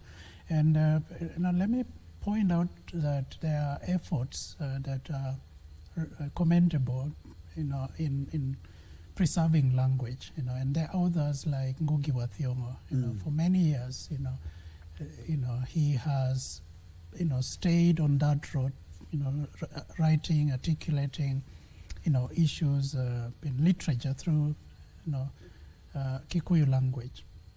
And I think we need to be proud of people like him, is recognized world over and respected, more than respected even here at home, for sticking into reinforcing the identity and language of a people. I have also done some work with the Bible Society of Kenya here, and Bible translation and literacy. And they have helped in the translation of the Bible into many, many languages here in the country. And those are ways in which we are preserving language. But also they say one of their motto for Bible Society is, if you speak about God in the language of the people, they understand better. So I think there are things that if we communicate in the languages that are dear to people, they actually understand it way better. And that consciousness to begin, investing very intentionally, research, institutions of higher learning, anthropology, studies in culture, and curriculum developers who are intentionally beginning to find a place for culture, for language and culture that we can transfer to the next generation. And Churchill talked about the place of the family unit. I think beyond just the need to communicate, we also need to say what other values exist in helping our children to understand where they're coming from. When they go to the village during Christmas or holidays, they carry their phones and they say, hi, hello, how are you doing, Shosh, and so on. Then they go to their phone. The rest of the holiday time, they're communicating back with the city. I think we need to, be very intentional in trying to teach them, this is your grandmother. They lived here. This is how they lived. This is the kind of food they ate. They went to the river to fetch water, and this is how they spend their leisure time and so on. Not just as a duty for every parent, but we need to find pride in transferring those values. And like I said earlier, culture is a very powerful tool for communicating values to the next generation. And the SDGs, the Sustainable Development Goals, have actually in goal number 11, target 11.4, I believe, have actually identified culture as very critical transversally in affecting all the other 17 goals. You can't prosper as a nation or as a world economically, fighting hunger, ensuring equity and all those, and ignore culture. They are the consciousness of how can we do business responsibly. How can, when you see the people constructing the roads and they don't create a way for people to cross the road, or children to go to school, and they're busy building a nice road, there's just something missing. You're pursuing infrastructural development at the expense of values of humanity. How can a pregnant wife, mother, cross the road in a busy traffic road? People who are behind those designs, are missing the values of, older people were important. They needed to have a place in the society, a place, priority. People with disability, how do we design our matatus in a way that it's easier for people with disability to get in? Or how can we even give them room first? And those, you may think those are rights, human rights and civilization, but they're actually our values. We would not, cross the road before a pregnant mother crosses, or someone with disability crosses, and everybody needed to stop, give them opportunity. Or older people, they needed to find a place to sit, and then we can find a place. Those are missing. No wonder we're now struggling with issues of politics, economic challenges, unemployment. And it takes a conscious society to find a link between the vices and the troubles of a modern society and the failure for a society to consciously preserve its roots and culture. And still on languages, Doc, and I know you will identify with this because you are a lecturer at the university. Looking at how we are treating some of the languages that we have, Swahili included, the world has decided that we need to have a Swahili Day. But looking at our governance, you see that more or less we like pushing Swahili away. Why am I saying this? Look at the contentious finance bill before it was enacted into law. A lot of people and Kenyans were arguing, why didn't we have a Swahili version of this document? Look at the BBI. People are wondering, why is it that some of these very crucial and important documents in our country, we do not even value ensuring that they are at least in Swahili? How can we rectify this?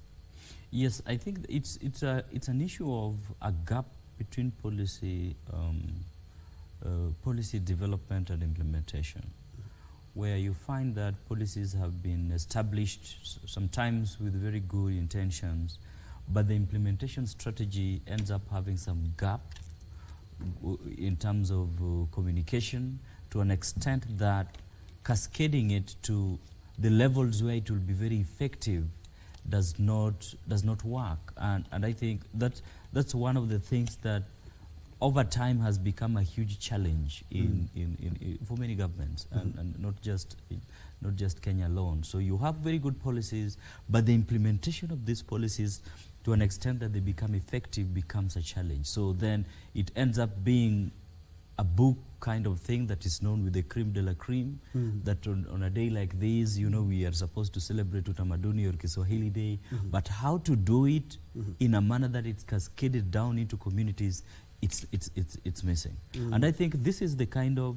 to rectify this is the kind of conversation that we are actually trying to build, that we need to look at these things beyond just the optics of the day and see how do we customize everything that we do, our way of doing things, our way of life, our designs, our architectures, and everything to fit to what the country needs. If you are designing documents, you need to know that you need to have different versions of these documents in different languages. Just like what Chumo was doing with the Bible. Exactly. And these are the ways in which some of the external forces have been able to get their legitimacy into our societies way before even ourselves as Kenyans do. You know, you'll find external organizations will be able to cascade everything they do in a manner that communities can understand, yet us, with all the laws and all the powers that we have, we cannot do it on our laws that and our policies that we make. So it's a challenge. It's a challenge for the policy makers to think beyond just the optics and see how we can customize all these things and, you know, all the policies and the good documents that we make to every person, so that it becomes, the push becomes not top down, but from the bottom going upwards. We do this. Look at the way the UN, and I'm glad that you know, Leonard has raised it. Look at the way the international architecture has inculcated the question of sustainability in the people around the world. It's a culture, it has been inculcated in people to an extent that whenever you're doing any design of however small thing that you're doing, the first thing you will ask yourself is it within the context of sustainability? Is it contributing to the sustainability issues of that as required by the globe? That's the kind of thinking we need to get to. That we are reaching a point where we have embedded culture within ourselves to an extent that everything that we do, the last question or the second last question that we ask in a boardroom is that, is it fitting to the culture of the people it is supposed to serve? That will even mean that when I'm building a wind plant in Keio or in Kericho or in Turkana, I first need to ask myself, good, this wind plant is going to help us to feed electricity into the grid. Beautiful. But how we implement it and bring it down here, does it fit the culture of the people, so that the people will accept it and buy into it because they see value in it, not just economically, but also socially. For a long time, I think the issues around project development has been looked at from the social impact of projects have been looked at without seeing the cultures and infusing the cultures of people into it. And that's why you, for example, you'll find a road is passing somewhere. A beautiful road is passing somewhere, but the people around there do not feel the need of that road. Are you getting? Yes. It does not feel the need of that road because the road was seen from more of a top-down than a bottom-one, than a bottom-up. So I think these are the conversations that really needs to be looked at deeply, especially for purposes of sustaining the question of culture in our system. And broadly, sorry to, as I finish, broadly, this is the strategy that international external players have used to build their cultures and use their culture as a tool for diplomacy outside there. English is now a tool for diplomacy. The so-called modernization is a tool for diplomacy. Why don't we also strengthen our cultures and our way of doing things and begin to sell them to other countries? I'll pick from exactly what we've talked about.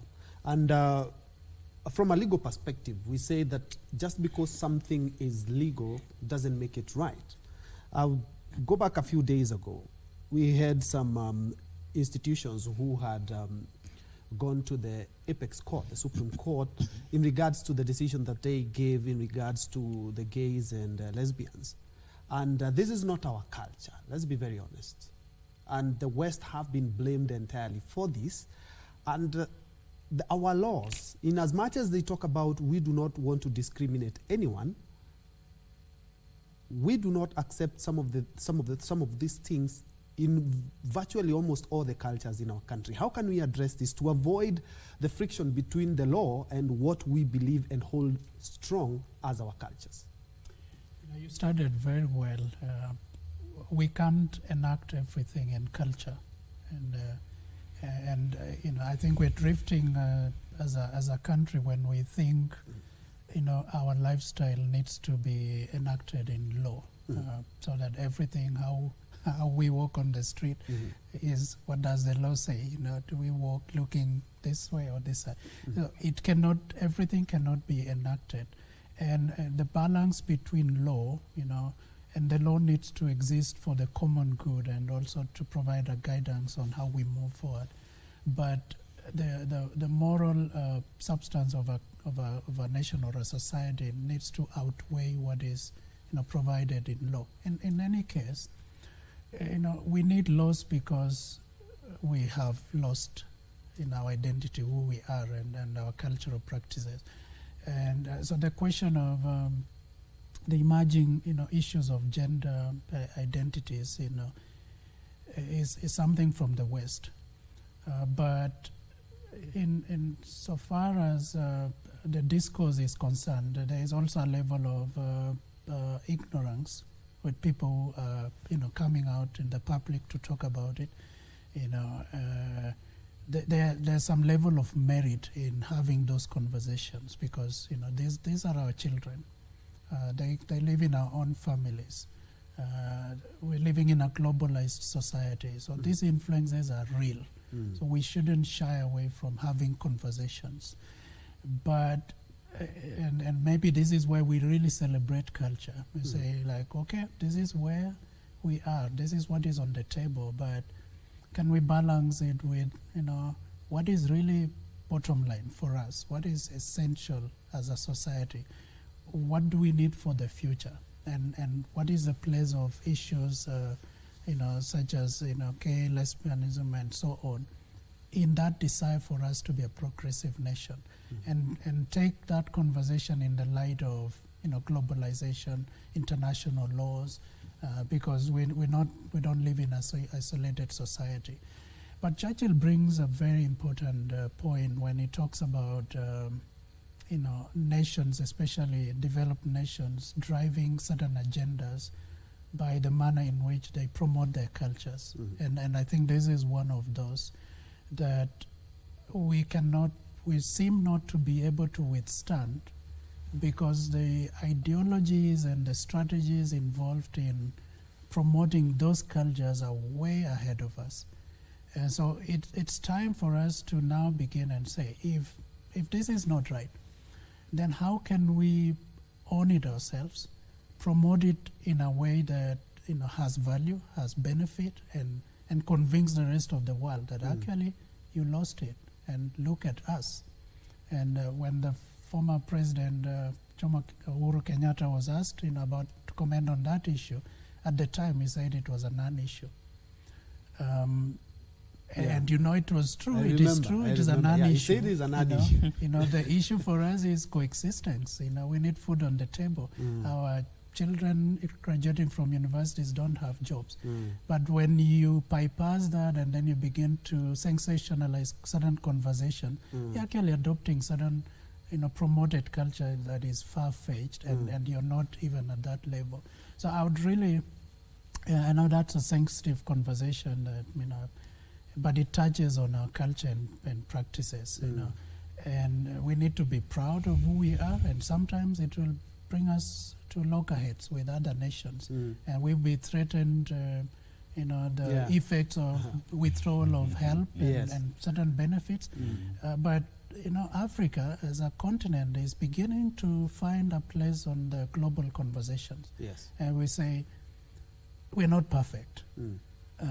But we have something we're bringing on the table, and you have to listen. And we're not going to be pushed around. And no, we're not, because we are good the way we are created, and we have a beautiful continent and country, and we're just beginning to actually say, oh, there's nothing wrong with us. We're actually good, and we will come to the table and have a conversation. That's a very interesting thing that you've said there. But looking back at what you've just said, and is exactly what the then head of state said.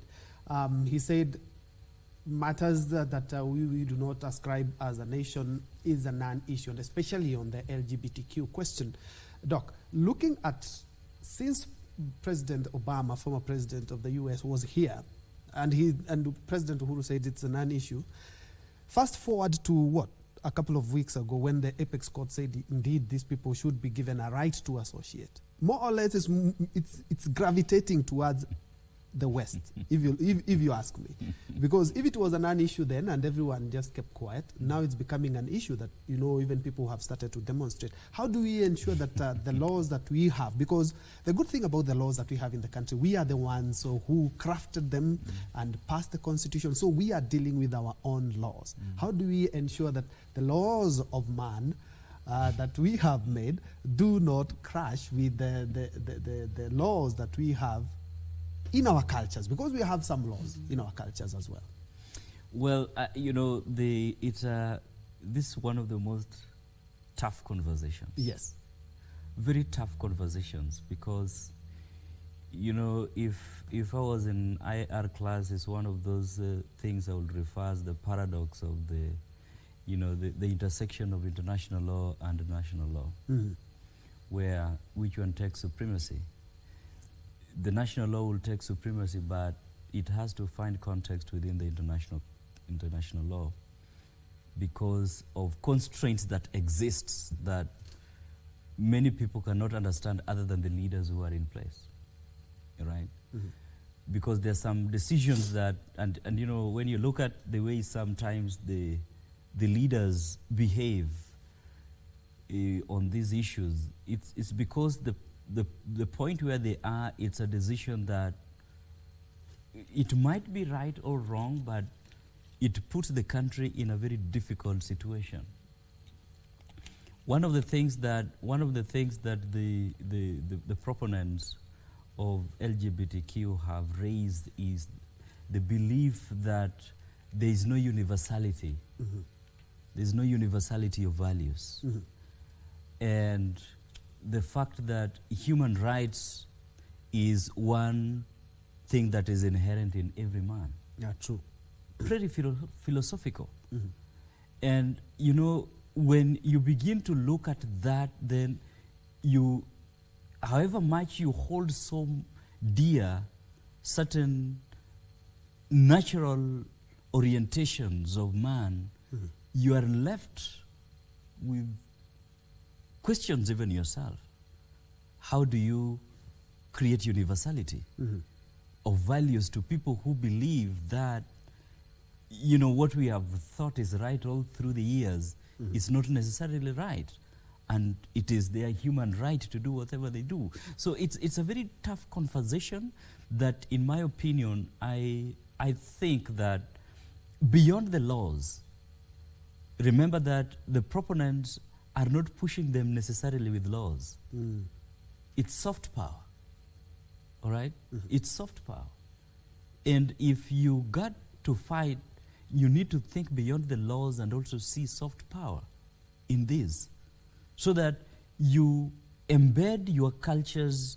And this is how some societies have been able to protect themselves from some of this penetration of these you know, what they consider uncultured is. You know, they have created territorial integrities of invisible barriers that prevent infiltration of some of these cultures into their societies.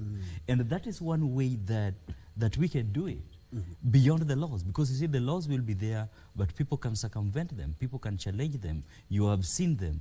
And in the long run, as that happens, the soft power continues from somewhere, and it creates a push into our societies. By the time we realize, we are way ahead, and things are already scattered to an extent that it is irreversible. So my advice and what I would propose is that our societies, right from the family unit, need to create buffer zones.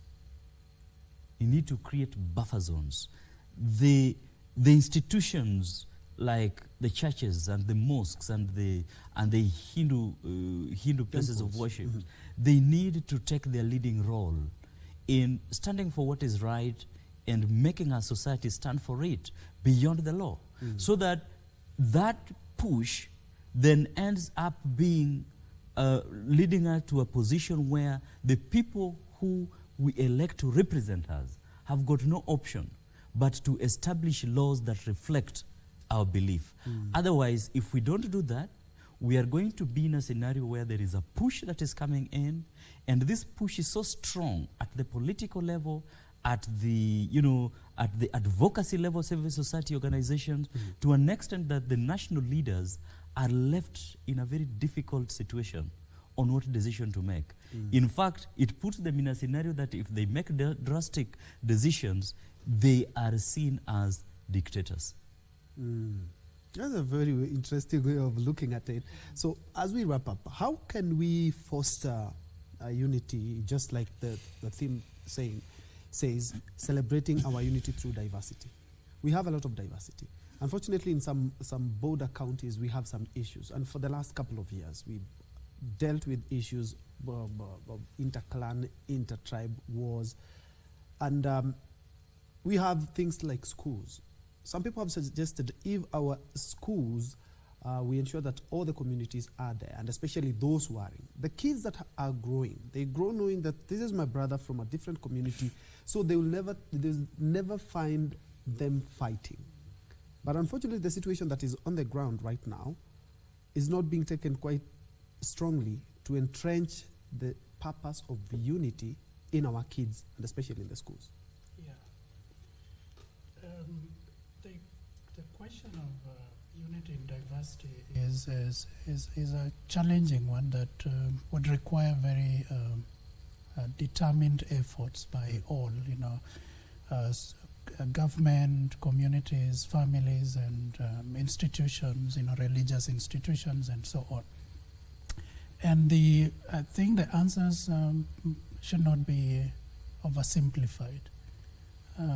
We are, 50 plus years, since independence, and the things that we grapple right now, those are very immediate, require very immediate solutions. But also, I brought earlier the issue of we also need to think about sustainability. What do we hand over for the next generation? The way in which we implement programs or development agenda must have the future in mind. The young children that are growing up, what are we preserving for that next generation? And if we begin to have people in places of authority, policy, and influence that are thinking long term, that we will then begin to imagine how do our schools look like? Who are instructing these children in these schools? How do we address the inherent issues that tend to highlight our differences rather than, our unity, who we are rather than who we should be. And our conversation may appear that we are criticizing our country, but I think it's a voice of there is more we could do. We've come this far, but we can do better. It's interesting right now. We are solidly United Nation now, a country. A few months ago, we're pulling in different direction. And 2007, those of us who are here know how we are. And what has kept us together is that consciousness of who we truly are when the fight is over, when the elections are over, when the battles have been fought and they're over. And there are things like that we need to begin to recognize that we are progressive nation. We have something to deliver for the East African community, for the continent and for the world. And the celebrations in Turkana, what's happening in Bomas, I think is showcasing that the popular narrative out there is, we are a divided nation, we are a struggling nation, the unemployment rates are very high, it's not a place good to live, but actually it's not. We have our struggles, we have our challenges, but we know where we would like to be, and we're going to begin today to make very intentional steps, strategies, and policies to take us there. And that affects, education, media, our religious institutions, our architecture, every aspect of life. But again, let's remember that we live in a globalized society, so we cannot be isolated. Our policies need to take that into consideration, even as we find a place for culture and our traditions. Doc, wrap it for us. How do we ensure that we foster unity in our diversity, even for the next generation, as we wrap up? There is need for a broader and deliberate political, decision by the political players to unite the nation, because the only times Kenyans have always been divided is by the politics, and I think if the politicians and the politics cannot be done in a manner that unites us, then it will negate every effort to unify our country and to see value in our cultures. In fact, if you're not careful, it is the politics that is actually an impediment to the promotion of our culture. Because people want to get off our cultures because they feel that it is a weapon against them. So that deliberate political steps towards unifying the country and sustainably is one thing that will help our people be united. And this we have said several times. Kenyans are good people. The only thing that will make Kenyans fight are the politicians. And as we have diversity that transcends over 44 tribes, Chumo, and we live harmoniously, mostly harmoniously. But unfortunately, when it comes to politics, that is when you discover you come from this tribe, I come from this tribe, he comes from this tribe. How can we make our politics or sanitize our politics to ensure that our diversity in culture does not play out when we come to matters politics and governance? There was a recent statement, I think, from PLO, Professor Lumumba PLO, that I think he was referring to Nigeria and some African countries, that we are good in electing thieves into office and then expect them to act like Jesus after we've elected them. Yeah. And when I was at the University of Nairobi, we used to have a motto that we needed to change the image of the university, because of what was going on at the time. But I was of a contrary opinion that when the image is wrong, you actually deal with the object. You don't deal with the image. The image doesn't have a problem. It is reflecting the object. So I think we need to be conscious as a people. Politicians are our children, our brothers, our sisters. They are us. If they are wrong, they are reflecting who we are. If we begin to make right choices, to teach our children right, to be patient with each other, and also to support those we put in office, because it's the same value system that tells us respect your leaders. So how do we respect them? If we don't respect them, how do we expect them to be nice leaders? So it's a two-way sword. And but importantly, they reflect our values.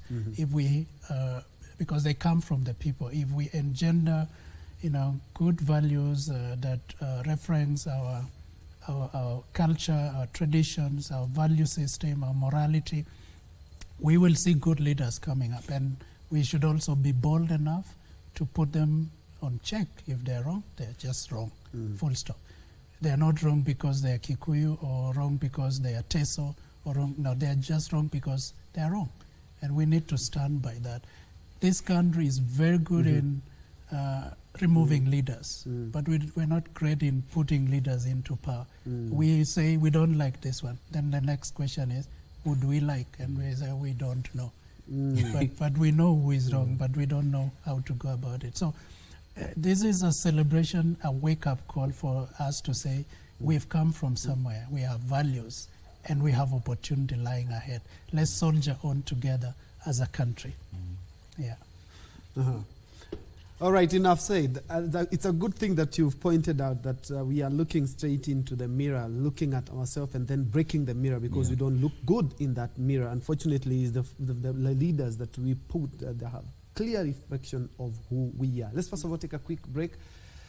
You are watching a live special edition of Utamaduni Day. We are also live, other than the Bomas of Kenya, we are also live in Turkana as they also gear up for the 7th edition of the Turkana Cultural Festival. We're back in.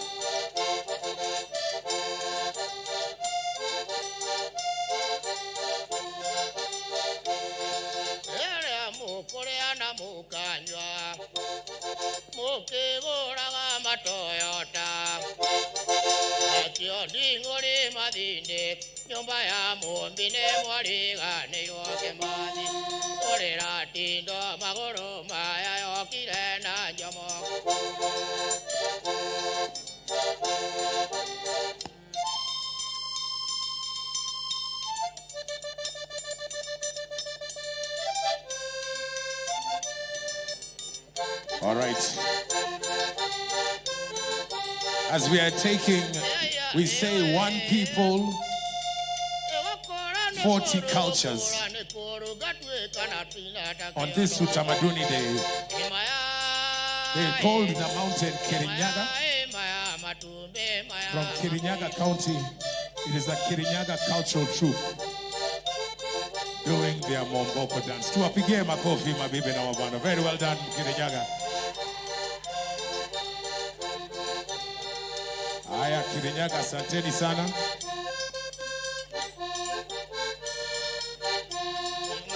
Nejara.